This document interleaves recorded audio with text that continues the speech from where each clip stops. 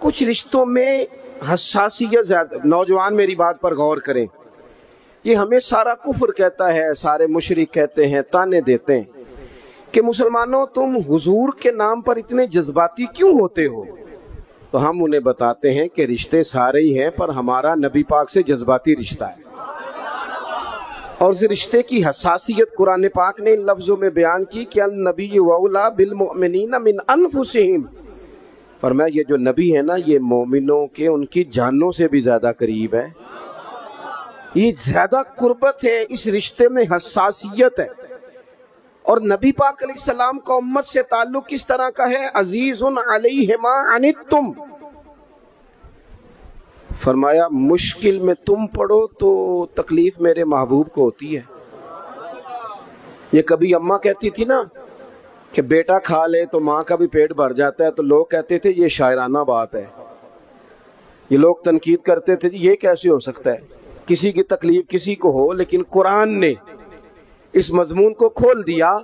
فرمایا ایک رشتہ تمہارا ایسا بھی ہے کہ عزیز علیہ ما عنتم، مشکل میں تم پڑتے ہو، گراں میرے محبوب پہ گزرتا ہے. حریص علیکم، فرمایا کریم تو تمہاری بھلائی چاہنے میں جلدی کرتے ہیں. وبالمؤمنین رؤوف الرحیم، وہ مومنوں پہ رؤوف بھی ہیں اور رحیم بھی ہیں. نوجوانوں غور سے سننا میری بات. آپ کو نا اس مضمون کی درجنوں حدیثیں ملیں گی کتب احادیث میں، درجنوں. حضور فرماتے ہیں میرا جی چاہتا تھا. جب کسی کام کو میرا اور آپ کا جی چاہتا ہے تو پھر ہم پرواہ نہیں کرتے، من کی مرضی پوری کرتے ہیں. صحیح کہہ رہا ہوں؟ یعنی میرا جی چاہتا ہے تو پھر میں وہ کام چھوڑ جاؤں؟ حضور فرمانے لگے میرا جی چاہتا تھا ہر وضو کے ساتھ مسواک ضروری قرار دے دوں، جی چاہتا تھا، لیکن تمہیں تکلیف ہوگی لہٰذا میں اسے ضروری قرار نہیں دیتا. فرمانے لگے میرا جی چاہتا تھا کہ میں دیر سے عشاء کی نماز پڑھاؤں، لیکن اس لیے نہیں پڑھاتا کہ تمہیں تکلیف ہوگی. پھر فرمایا میرا جی چاہتا تھا کہ میں اپنی پوری امت پر تہجد کی نماز ضروری قرار دے دوں. پھر حضور قرار کیوں نہیں دی؟ تو بات کا مفہوم یہ بنتا ہے کہ حضور فرمانے لگے میں نے اپنی چاہت نہیں دیکھی، تمہاری نیند دیکھی ہے، تمہیں تکلیف ہوگی. حضرت سیدہ عائشہ صدیقہ فرماتی ہیں، صحیح حدیث میں موجود ہے، فرماتی ہیں حضور کو امت کے حق میں دو باتوں کا اختیار دیا جاتا نا کہ یا رسول اللہ یہ والی چیز آپ کی امت پہ ضروری کر دی جائے یا یہ والی، تو سیدہ فرماتی ہیں جو چیز زیادہ آسان ہوتی حضور امت کے حق میں اسے اختیار کرتے، امت پر مشکل نہ آئے. حساسیت امت کے حق میں، نبی پاک کے دل میں حساسیت. یہاں تک بات آ گئی کہ حضور فرماتے ہیں میں امامت کر رہا ہوتا ہوں، دل کرتا ہے لمبی نماز پڑھاؤں. نماز کس کی عبادت ہے؟ دل کرتا ہے لمبی پڑھاؤں. لیکن فرمایا پھر کسی بچے کے پیچھے سے رونے کی آواز آتی، میں نماز مختصر کر دیتا ہوں کہ اس کی ماں نماز میں شامل ہے یا گھر میں سے کوئی شامل ہے تو تکلیف نہ ہو. حضور ہر جگہ امت کے حق میں نرمی کرتے، آسانی پیار کرتے. امت کی بات آتی، حضور نے جب لشکر روانہ کیے، قافلے بھیجے جہاد کے لیے یا کچھ لوگوں کو بعض صوبوں پر بطور گورنر تعینات فرمایا، تو فرمایا لوگوں کو خوشخبریاں دینا، لوگوں کو خوشخبریاں دینا، پریشان نہ کرنا، لوگوں پر آسانی کرنا، انہیں مشکل میں نہ ڈالنا. حضور امت پر آسانی کرتے، کیوں؟ اس رشتے میں حساسیت ہے. جب قرآن مجید کی وہ آیات نازل ہوئی نا جن میں سخت احکامات ہیں، تو محبوب کئی دن روتے رہے اپنی امت کی اس تکلیف میں کہ یہ دوزخ میں جائیں گے. کئی دن تک حضور نے آنسو بہائے. سارا کچھ جاننے والے رب نے پیغام بھیجا. حضرت جبریل حاضر بارگاہ ہوئے، یا رسول اللہ رب فرماتے ہیں پریشان کیوں ہیں؟ کہا اللہ نے سخت حکم دے دیا ہے، امت کمزور ہے، کیسا پورا کرے گی؟ اللہ کرے آپ کی پوری توجہ ہو جائے میری بات پر. آمین تو کہہ دیں، آمین تو کہہ دیں یار. اللہ کرے آپ پورے جاگ جائیں اور میری بات آپ غور سے سنیں، توجہ کریں. عزیز بھائی اس پر غور کرو. اس حساسی آج امت کو کہا جائے نا تو داڑھی شریف رکھ لے، اس میں حساسیت ہی نہیں آتی. وہ کہتے ہیں پیر صاحب آپ دعا کریں. تو میں کہتا ہوں جب آپ تنخواہ لینے گئے تھے تب تو نہیں دعا کرا کے گئے تھے. اس وقت بھی کہنا تھا مشکل ہو رہا ہے بینک تک جانا تو میں تو نہیں جا سکتا, دعا کر دیں. جب آپ مال حاصل کر رہے تھے کسی جگہ تھے وہ تو بڑی آسانی سے آپ نے لے لیا, اور داڑھی کے لیے پہلے آپ کو وظیفہ دیا جائے, دعائیں کی جائیں, آپ کے لیے چلہ کیا جائے, پھر آپ سنت شریعت کی طرف آئیں گے. حساس رشتہ, رسول کائنات آنسو بہا رہے ہیں. کس طرح یہ امت حساب دے گی اللہ کے حضور؟ کیسے؟ بڑی کاہلی ہے ہمارے اندر, بڑی سستی ہے, ہم بڑی آزمائشوں میں. حضور جانتے ہیں جب محبوب کئی دنوں تک روئے, اللہ کرے امتی بھی کبھی کبھی حضور کی یاد میں روئے. ایک تو یہ ہماری محفلیں ہیں نا جن میں مجبور کر دیتا ہے خطیب, واعظ, نعت خواں, تو مجبوراً بھی سبحان اللہ کہنی پڑتی ہے. کاش کبھی گھر میں بیٹھے بیٹھے بھی دل کرے اور ہم کسی نعت خواں کے دروازے پہ اسپیشل جا کے دستک دیں اور اسے کہیں دل بڑا پریشان ہے, مدینے والے کی کوئی نعت تو سنا.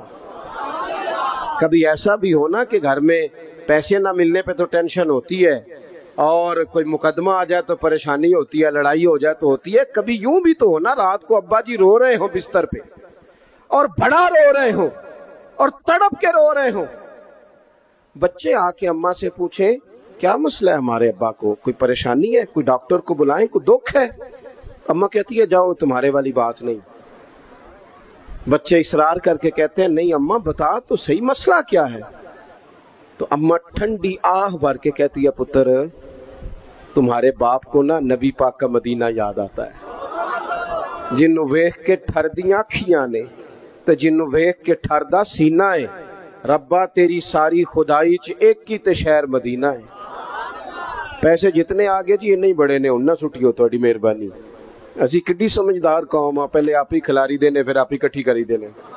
کیسی بات ہے.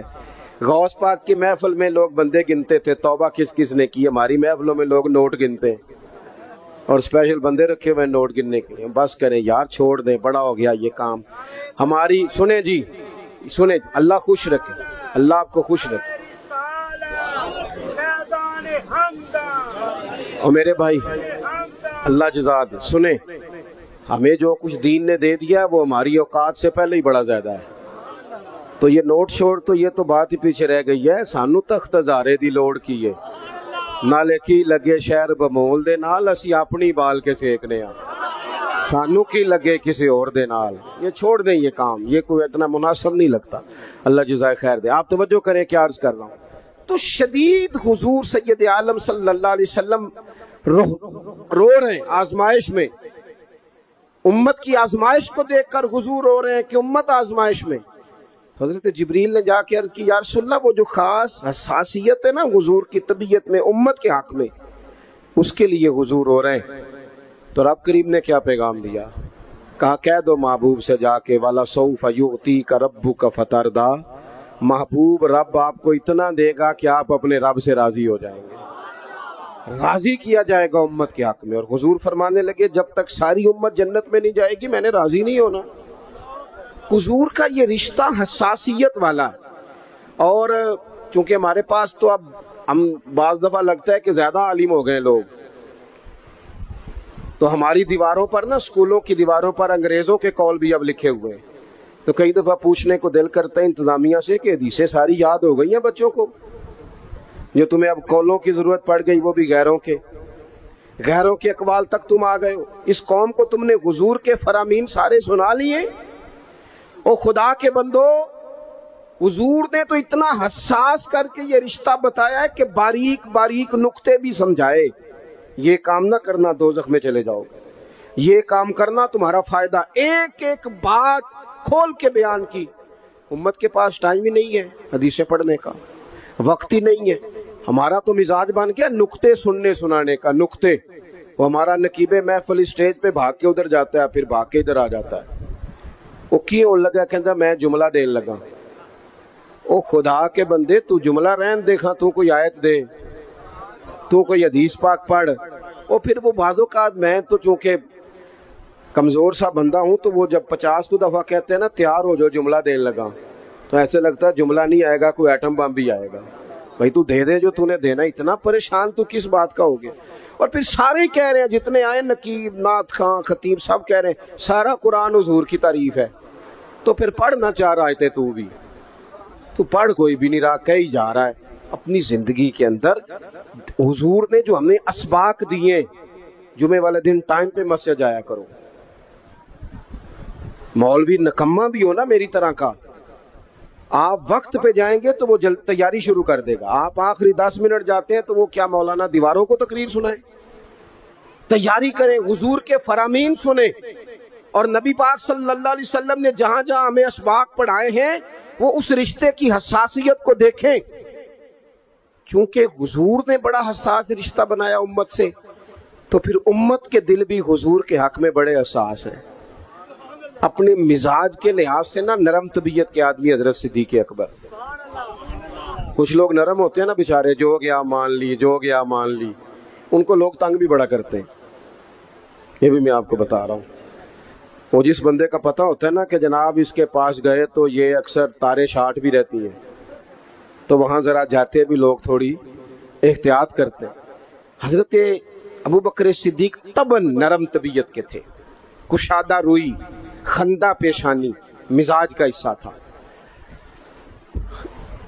وہ دیر تک صبر کرنے کے عادی تھے۔ لیکن ایک دن ان کے والد آئے جناب ابو قحافہ رضی اللہ تعالیٰ عنہ، بعد میں انہوں نے کلمہ پڑھا، وہ ایک دن حضور کی بارگاہ میں شکایت لے کے آئے۔ اب کسی اس بندے کی شکایت آ جائے نا جس کی توقع نہ ہو، جس سے توقع نہ ہو، وہ کسی نے کہا تھا نا کہ تجھ سے شکوہ نہیں بے وفائی کا، پر تجھ سے امید بے تحاشا تھی، تیرے اوپر امیدیں بڑی تھیں، تو تو نے یہ جو کام کیا نا یہ تھوڑا عجیب لگا ہے، تجھے نہیں کرنا چاہیے تھا، کوئی اور کر دیتا تو چلو بات اتنی سخت نہیں تھی، تجھے نہیں کرنی چاہیے تھی، تیری بنتی نہیں۔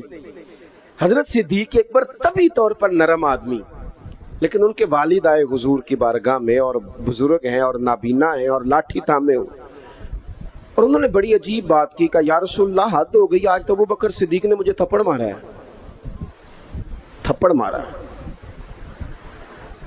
یہ ابھی وہ مسلمان نہیں تھے، شکایت آئی، کریم محبوب علیہ السلام کے گرد جتنے لوگ کھڑے تھے محو حیرت ہو گئے کہ ابو بکر صدیق یہ کام کریں گے۔ حضور نے فرمایا بلاؤ نا جناب صدیق کو، حاضر بارگاہ ہو گئے، ہاتھ باندھے، نظر جھکائی ہے۔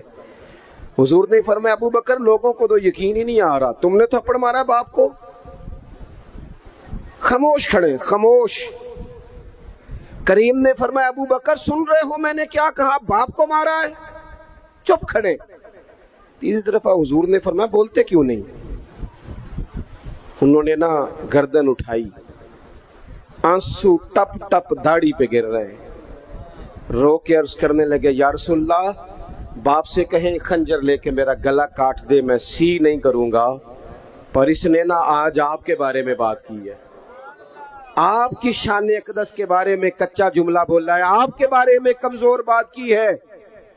یا رسول اللہ میں سارا کچھ سہ سکتا ہوں، پر آپ کا اور میرا رشتہ، حضور آپ کی اور میری بات، تن تندور تے ہڈیاں بالن، اسی ہاواں نال تپایا، کپ کپ مکیاں پیڑے کیتے، اتوں عشق پلیتھن لایا، تن دا سالن تے من دی ہانڈی، لون صبر دا پایا، غلام فریدہ میں ساری تیری، تین وجہ یقین نہیں آیا؟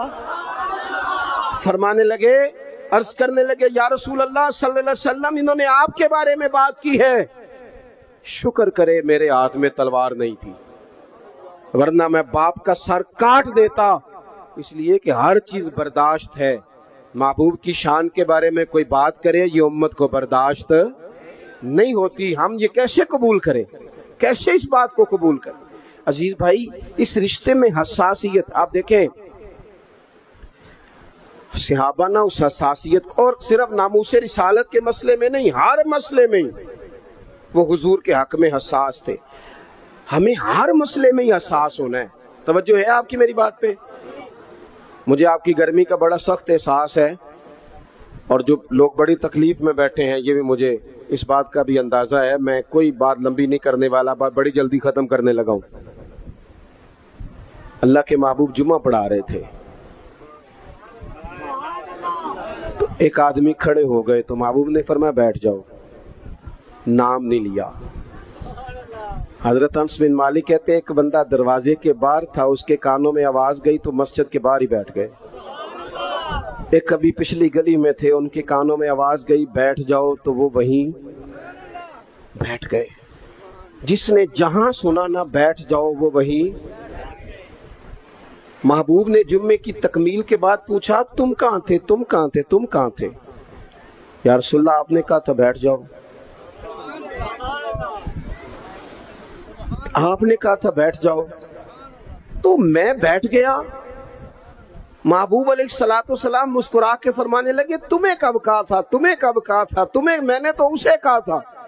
کہ یا رسول اللہ آپ نے نام تو نہیں نہ لیا، سانو تے قید سجن دا گہنا ہے تے او جنج رکھے اونج رہنا ہے، اور ہم نے نہ کبھی قطرے پہ غور کیا اور نہ دریا دیکھا، بس جہاں تیری جھلک دیکھی وہیں ڈوب گئے۔ سانو تے قید سجن دا گہنا ہے، او جنج رکھے۔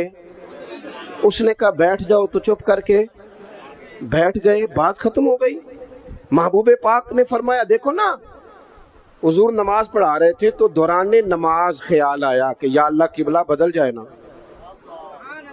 اور وہ قبلہ ایسے نہیں تھا کہ ادھر کو کر لے، آپ مسجد قبلہ تین جائیں، منہ اس طرف تھا اور کرنا تھا اس طرف، تو محبوب نے 2 رکعتیں ادھر منہ کر کے پڑھائی۔ یہ رشتہ حساس ہے نا، اس میں بحث نہیں۔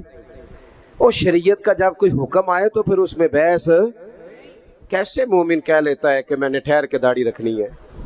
یہ کیسے کہہ لیتا ہے کہ میں نے شریعت پہ عمل ذرا ٹھہر کے کرنا ہے؟ ذرا یہ تو کیسے کہہ لیتا ہے؟ تجھے حضور کا پیغام مل گیا اور تو ابھی تک کہہ رہا ہے ذرا ٹھہر کے، یہ کیسے ہو گیا؟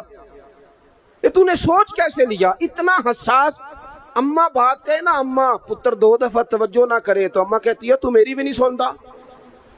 4 دفعہ پیر صاحب کو کہنا پڑے تو حضرت شیخ بگڑ جاتے ہیں، کہتے جا دوڑ جا، اتنی دفعہ کہا تو سنتا ہی نہیں۔ میری طرح کا چھوٹا مولوی جو سویرے الف با تا سا پڑھائے، اس کا بچہ سبق پڑھتے منہ ادھر کر لے تو تھپڑ مار دیتا ہے، کہتا ہے میں تینوں سبق پہ پڑھانا تکنا کدھر ہے؟ اور یہاں امت کا یہ حال ہے کہ وہ حضور کا پیغام بھی توجہ سے نہ سنے، وہ شریعت اسلامیہ کی بات پر بھی غور نہ کرے، اور دین پر عمل کرنے میں کہ ٹھہر کے ذرا ٹھہر کے ذرا ٹھہر کے۔ سود حرام ہے، وہ کل بھی حرام تھا، آج بھی حرام ہے، اور قیامت تک حرام ہے۔ بی بی پر پردہ ضروری ہے۔ اگر کائنات کی سب سے اعلیٰ بیویوں نے پردہ کیا ہے تو ان بیویوں کے لیے بھی پردہ ضروری ہے۔ اور اگر نابینا صحابی آئیں اور نبی پاک کہیں اپنی ازواج پاک سے کہ پردہ کرو، یا رسول اللہ وہ تو نابینا ہے، فرمایا تمہیں تو نظر آ رہا ہے نا۔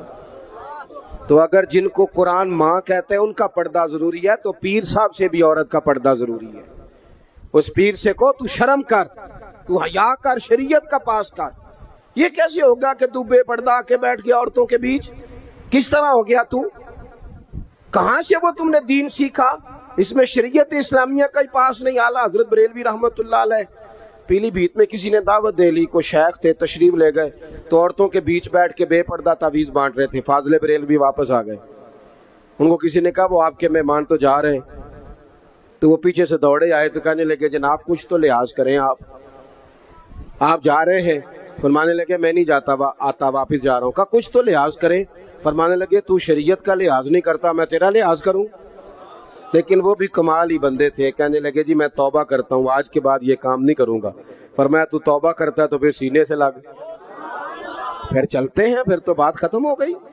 تو میرے عزیز، نبی پاک کے صحابہ ہر مسئلے میں حضور سید عالم کی ہر تعلیم پر عمل کرنے میں حساس تھے۔ اس طرف 2 منہ کر کے رکھتے پڑھائیں، اگلی 2 رکعتوں میں چہرہ ادھر کر لیا، کسی نے نہیں پوچھا حضور یہ کیا ہوا؟ انہوں نے کہا بس ٹھیک ہے، جدھر حضور کا چہرہ ہمارا بھی ادھر ہی چہرہ۔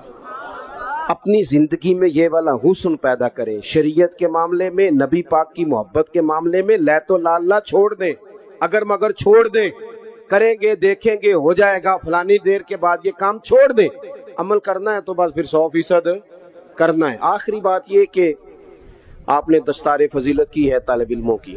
اللہ قرآن مجید میں فرماتا ہے وَقُلْ رَبِّ زِدْنِی عِلْمًا، اے محبوب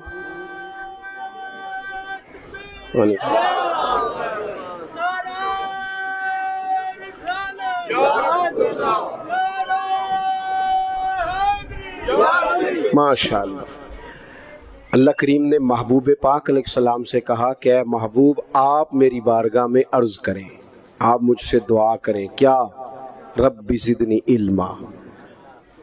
صرف آیت کا ترجمہ اگر آپ کی سمجھ میں آ جائے، مفہوم آیت، رب کہتا ہے محبوب مجھ سے کہیے رب زدنی علما، یا اللہ میرے علم میں اضافہ کر دے. یہ کن کی بات ہے؟ وَعَلَّمَكَ مَا لَمْ تَكُنْ تَعْلَمْ. رب کہتا ہے جو نہیں پتا تھا سارا حبیب کو سکھا دیا. انہیں اللہ نے غیب کے خزانوں کی کنجیاں دے دی، لیکن پھر بھی کہا مجھ سے آپ عرض کریں یا اللہ میرے علم میں.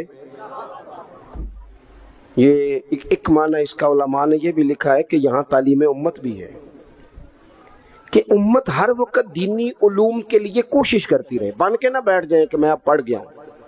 ساری زندگی سیکھیں، اور سیکھیں تو بحث کرنے کے لیے نہیں، عمل کرنے کے لیے. بحث کرنے کے لیے نہیں. حضور صلی اللہ علیہ وسلم نے فرمایا جس نے دین کا علم اس لیے سیکھا کہ جاہلوں پہ روب جمائے گا، علماء سے بحث کرے گا، اسے تو اللہ جنت کی خوشبو بھی نہیں دے گا. دین کا علم سیکھنا ہے تربیت کے لیے. ہم وہ دین سیکھیں گے پھر اس پر عمل کریں گے. ہمارے ہاں نا دینی علم سیکھنے کا ذوق نہیں،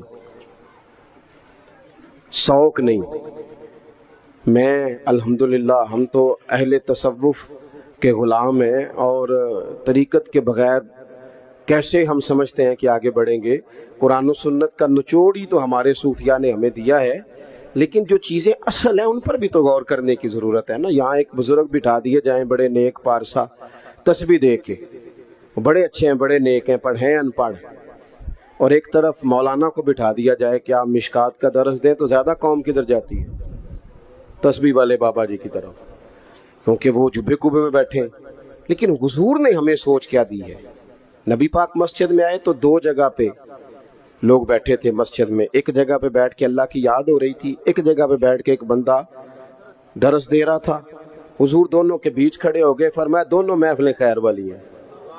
لیکن پھر فرمایا چونکہ میں استاد بن کے آیا ہوں، لہٰذا حضور وہاں بیٹھ گئے جہاں دین پڑھایا جا رہا تھا. اور میرے بھائی جس طرح تسبیح میں سبحان اللہ پڑھنا ثواب ہے نا، اس طرح وضو کے مسئلے سیکھنا بھی ثواب ہے، غسل کے مسئلے سیکھنے کا بھی ثواب ہے. خدا را اس کو بھی سمجھو. اگر آپ طریقت کے وہ بھی ضروری ہیں ضرور پڑھو، وہ بھی چھوڑ دیے لوگوں نے، لیکن صبح جو درس دیا جاتا ہے مسجد میں اسے بھی سنو، اس میں بھی نفع ہے. دینی علوم کا مزاج، دینی مدرسوں میں بڑی ترجیحات کی ضرورت ہے، بڑی تبدیلیاں چاہیے. میں اکثر دوستوں سے کہتا ہوں کہ مدرسوں سے صرف چندے کا رشتہ نہ رکھیں، مدرسے میں جایا بھی کریں، وہاں آپ غور بھی کریں کہ کھانا کس طرح کا پکتا ہے، طلباء کے آرام کی کیا سہولیات ہیں. جہاں تبدیلی کی حاجت ہے وہاں ہمیں کرنی چاہیے. لیکن یہ کہ آج بھی سب سے کم خرچ میں سب سے زیادہ پڑھائی جہاں ہوتی ہے وہ مدارس میں ہوتی ہے. کم سے کم خرچ میں یہاں اپنے دینی مدارس کو مضبوط کریں برائے مہربانی. اور مدارس کے جو طلباء ہیں بالخصوص ان پر ہمارے ہاں عجیب حال ہوتا ہے. حدیث پاک سنائی جاتی ہے کہ طالب علموں کے پیروں کے نیچے فرشتے پر بچھاتے ہیں. فرشتوں نے طالب علم کے پیروں کے نیچے پر بچھائے ہوتے ہیں، اور کمیٹی والوں نے اسی طالب علم کے اوپر کھال رکھی ہوتی ہے قربانی کی. بھئی آپ تو حدیث سنا رہے تھے کہ اس کے پیروں کے نیچے فرشتوں نے پر بچھائے ہیں، تو آپ نے کیا بچھایا ہے؟ قربانی کی کھال. یہ جو صدر صاحب بنے ہوئے ہیں وہ کیوں نہیں اٹھا کے لا سکتے؟ سیکٹری صاحب کیوں نہیں اٹھا کے لا سکتے؟ میں تو سالوں سے کہہ رہا ہوں، اپنے مدرسے کے طالب علموں کو ہمیشہ کہتا ہوں کہ کوئی ضرورت نہیں آپ گھر جائیں، کوئی حاجت نہیں کہ آپ سے کوئی بھی کام کرا جائے، قطعاً نہیں. یہ مزاج ہی نہیں. آپ اپنے گھر جا کے عید گزارے. ہاں کچھ عرصے سے مجھے پتہ چلا کہ بعض گھروں میں بڑی غربت ہے، تو وہ اس طرح کے قربانی کے گوشت کے بھی ذائقے غریبوں کو نصیب نہیں ہوتے، چونکہ وہ بھی اسی جانن والے نوں دینا ہوندا ہے نا. ادھروں مینوں اٹھدا ہے میں انہاں نوں گاں دا کلے ہے، پھر کسی نے فون کرتا ہے تساں جو کہ کٹا کیتا ہے تو وہ بھی کلے آ جائے، وہ بس کر دے. اور پھر ایک اور بات بھی، مہنگائی بڑی زیادہ ہے ملک میں، ہمیں ایک دوسرے کا خیال کرنا چاہیے. لیکن کون رونا رو رہا ہے مہنگائی کا؟ وہ بندہ رو رہا ہے جو ہر تیسرے دن چھوٹا گوشت کھاتا ہے. سارا سال رب نے اسے دیا ہے تو اس نے نہیں کہا مہنگا میں نے نہیں کھانا. سال کے بعد اسے اللہ نے کہا ایک میرے راہ میں بھی قربان کر، تو کہتا مہنگا ہی بڑا ہے. بھئی تو سارا سال کھاتا رہا تب تو نہیں، تو نے کہا مہنگا تھا. اب دینے کی باری آئی ہے. تو یہ حکومتیں جتنی ہیں نا کام کر رہی، جو پہلے گزری ہے، یہ آئی ہے، جتنی سیاسی جماعتیں الا ماشاءاللہ، جو حکومت کر چکی ہیں یا کر رہی ہیں، مجھے تو ان سے کوئی امید نہیں یہ قوم کا کوئی سوچیں گے۔ یہ تو نمبر پلیٹیں بدلتی ہیں، انجن بھی وہی پرانے اور اندر بھی سارا کچھ وہی، ان سے تو کوئی توقع نہیں۔ البتہ ہمیں چاہیے کہ ہم ایک دوسرے کا ہاتھ تھامیں۔ عید پہ 3 دن عید ہے تو ایک جوڑا خرید لیں، ایک جوڑے میں 2 پرانے استعمال کر لیں، لیکن تھوڑا سا کم کریں خرچہ، اور تھوڑا دیکھیں ہماری گلی میں کون غریب بستا ہے۔ اگر ہم ووٹوں والے دن لسٹیں بنا سکتے ہیں نا کہ کدا ووٹ کتھے ہوئے تو وہ بندہ ایسے لے کتھے ہوئے، وہ اگر چھوڑ کے علاقہ چلا گیا تو وہاں سے جا کے لوگ کھینچ کے لے آتے ہیں کہ نہیں؟ تہاڈا علاقہ چنگا، میرے خیال اتنے انج نہیں ہوندا، تسی بول دے نہیں نا، ہاں پہنچ جاتے ہیں نا ادھر سے کہ آپ آئیں جناب، وہ کرتے ہو نا، ساری لسٹیں بن جاتی ہیں، پتہ چل جاتا ہے۔ یہ کیوں نہیں پتہ لگتا کہ کیڑے گھر آج روٹی نہیں پکی؟ یہ کیوں پتہ نہیں چلتا کہ فلانا مقروض ہے، اسے کوئی جینے نہیں دے رہا؟ مقروض کو تو زکوٰۃ بھی لگتی۔ اگر ووٹوں کی لسٹیں بن جاتی ہیں تو یہ لسٹ نہیں بن سکتی قربانی کس کس نے نہیں کی۔ خدا را ایک دوسرے کا بازو تھامے۔ ہم تو اس محبوب کے ماننے والے ہیں جنہوں نے کہا کہ جس کا پڑوسی بھوکا سو گیا وہ تو اللہ رسول پہ ایمان ہی نہیں لایا۔ یہ کیسی بات ہے کہ ہم لوگ کھل کے کھائیں اور دائیں بائیں ہمارا خیال ہی نہ جائے؟ تو 3 باتیں عرض کی ہیں۔ سب سے پہلے تو نبی پاک سے ہمارا احساس والا رشتہ ہے، شریعت پر فوراً عمل کرنا چاہیے، ہمیں اپنے آپ کو پوری کوشش میں لانا چاہیے۔ دوسری بات، دینی علوم کی رغبت کریں، مسائل کو سیکھیں، ان پر عمل کریں، پوچھیں جس بات کا نہیں پتا۔ حضور علیہ السلام نے فرمایا سوال جو ہے یہ جہالت کو ختم کرتا ہے، پوچھ لیں سوال ادب کے دائروں میں۔ اور تیسری بات یہ کہ اپنے ارد گرد خیال کریں، غرباء کا، مساکین کا، یتیموں کا، ناداروں کا، ان لوگوں سے پیار کریں۔ ان سے پیار کرنا بھی مدینے والے کا طریقہ ہے، یہ بھی ہمیں حضور کی سنت کے قریب لے جائے گا۔ اللہ تعالیٰ میری اور آپ کی حاضری قبول فرمائے۔ آخر دعوایا ان الحمدللہ رب العالمین۔